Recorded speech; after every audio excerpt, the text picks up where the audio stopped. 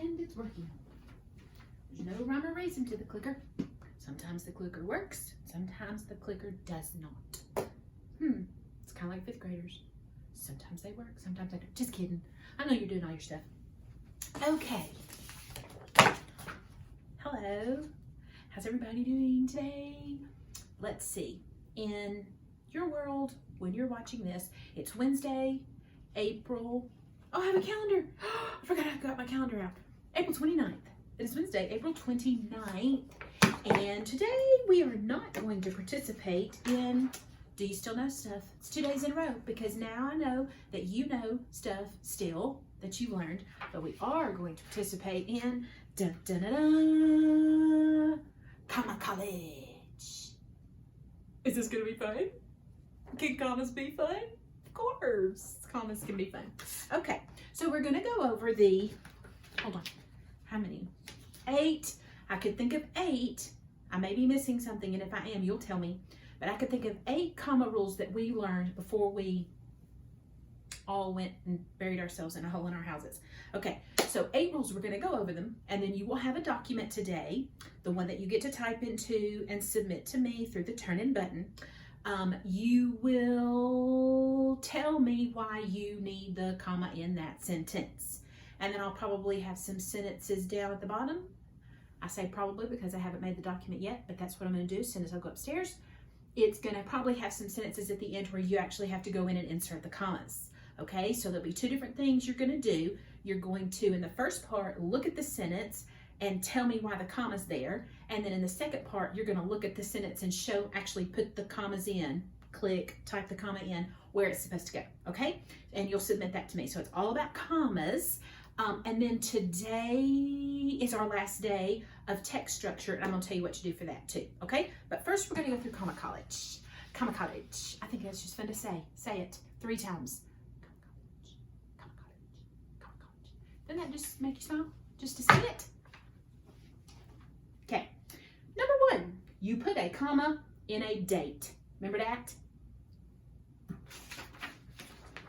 Remember that? Okay.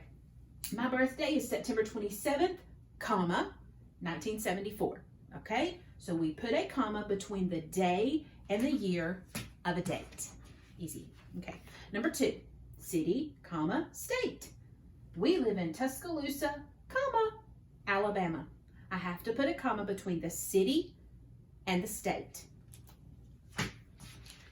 So easy, we're so smart. Okay, number 3. After an introductory dependent clause, only when it's introductory.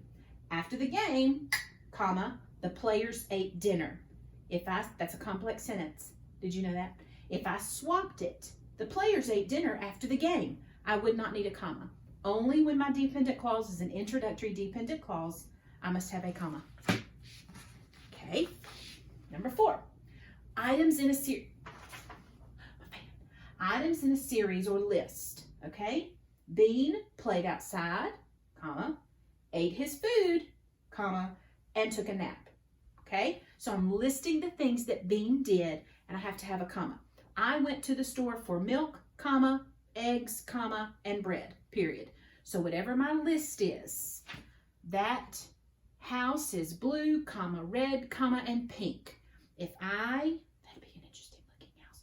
If I list words, or have a series of words, I have to use commas.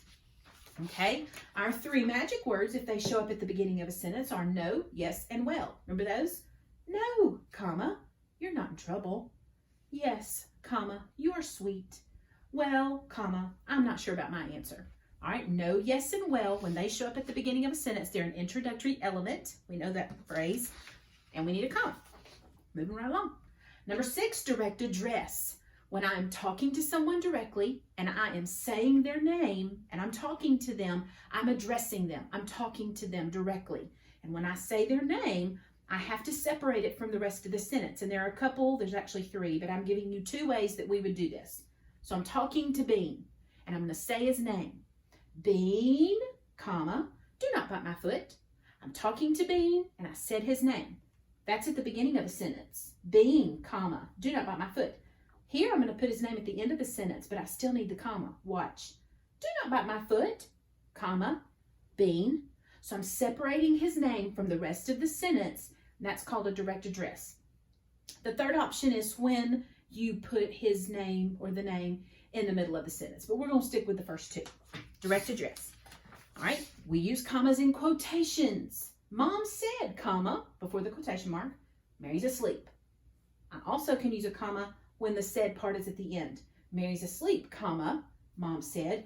That comma would be there if I would have used a period normally at the end of that sentence. If it were a question, is Mary asleep? Then I could put a question mark, no comma needed. If it were an exclamation, don't wake her up, exclamation mark, I can do that, no comma needed. But if that should have been a period, I would put a comma, and then my period goes at the end. And then to read, this was one we learned right before spring break, to rename someone or something, okay, pay attention. My daughter, now I'm going to name her, comma, Lottie, comma, is 3. I said she was my daughter, and then I gave her a name, Lottie. I could have swapped that. Lottie, comma, my daughter, comma, is 3. Okay? So I'm renaming something, or I'm telling, or someone, telling who they are and giving their name. Look at the second one. Our school, comma, Rock Quarry, comma, is closed. Again, I can flip it. Rock Quarry, comma, our school, comma, is closed. Now you would need those commas because otherwise it would say our school, Rock Quarry, is closed. So you're going to need those natural breathing pauses. Our school, comma, Rock Quarry, comma, is closed. Huh. Okay, that's it for Comma College. So you will look at the directions on that document. You will look at the sentences and give me the rule. Tell me why that sentence needed a comma in the first place. And then you will put the commas in at the bottom. And you're going to submit that to me. Okay, so that's Comma College. The next thing you're going to do is our 6th text structure piece, which is description. Now, I have nothing to show you because there's really no graphic organizer for this. I really want you to pay attention to the directions I've given you in your Google Doc, the one that says descriptive text structure. And I'm going to give you all the directions, but you are going to research. You're going to use Google or whatever it is you use to research. And you're going to research a landmark, okay? Either a man-made or nature-y landmark in the world. And I have attached to the directions a list of every 5th grader, okay? And I have assigned you a landmark. So I hope everybody does this so we can all learn from each other. So you will have your landmarks. So maybe I've assigned you Mount Rushmore, or maybe you got the Grand Canyon, or maybe you got St. Basil's Cathedral in Russia, or maybe you got the Great Wall of China. In the document, I have given you very clear and detailed directions on the kind of things you would want to include in your landmark description. Because not only are you going to describe what it looks like, maybe how tall it is or how long it is, or what it's made out of, or what color it is, but you're going to describe a lot of the facts about it. So you're going to tell us things like, was it man-made? If it's man-made, why did they make it? A lot of these things had a purpose, had a reason to be made. What is it used for today? Clearly, we want to know where it is in the world. We want you to describe what it looks like to us. We want you to tell us what are some interesting things we might want to know. How long did it take to build it? Who found it? Who came upon it? How tall or how deep or how wide is it? How many bricks did it take to make it? If it's something made out of bricks, and that's an interesting fact. What was it used for when it was first built? What was its reason for being built? So we want to know all of these things. We want you to teach us about the landmark. When was it built? How long has it been around? How old is it? Definitely, did I say where it is?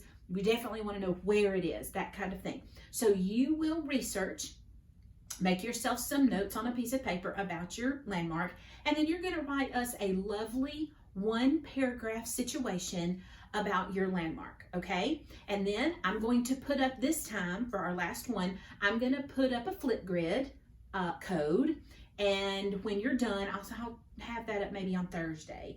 And when you're done with your landmark, now listen carefully, when you're done with your landmark, you're going to go to Flipgrid and you're going to read your landmark paragraph to us.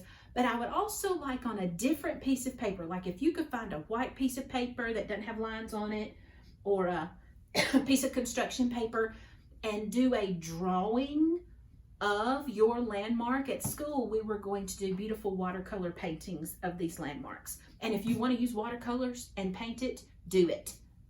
Do it. You can either do it going up and down or going sideways if your thing is long.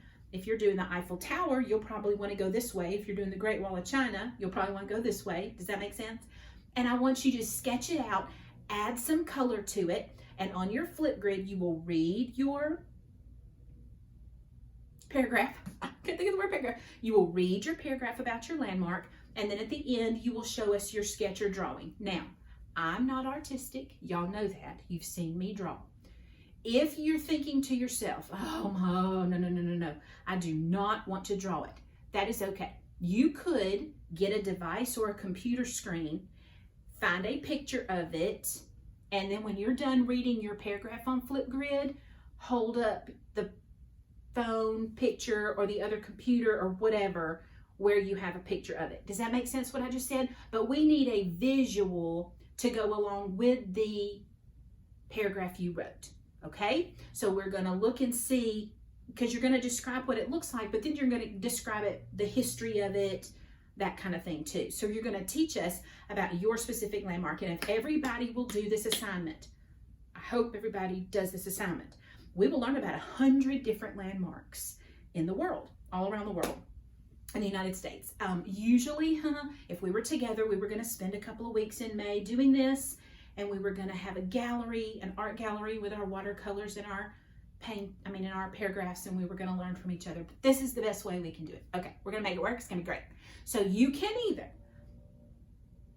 paint it, draw it, color it, sketch it, and hold that up after you read it on Flipgrid, or you can get a picture of it somehow, print off a picture of it if your parents will let you use all that ink. Print off a little picture of it and hold that picture up, okay? So I'm not going to force you to do the art part of this, but that's totally an option, okay? So you can either do it with your own two hands, or you can find a picture of it and hold it up. Does that make sense? It's all going to be in the document, okay? And then I'll have the Flipgrid code up hopefully by Thursday, unless I'm just doing real good and I get it up by Wednesday, which is tomorrow, but really for you it's today.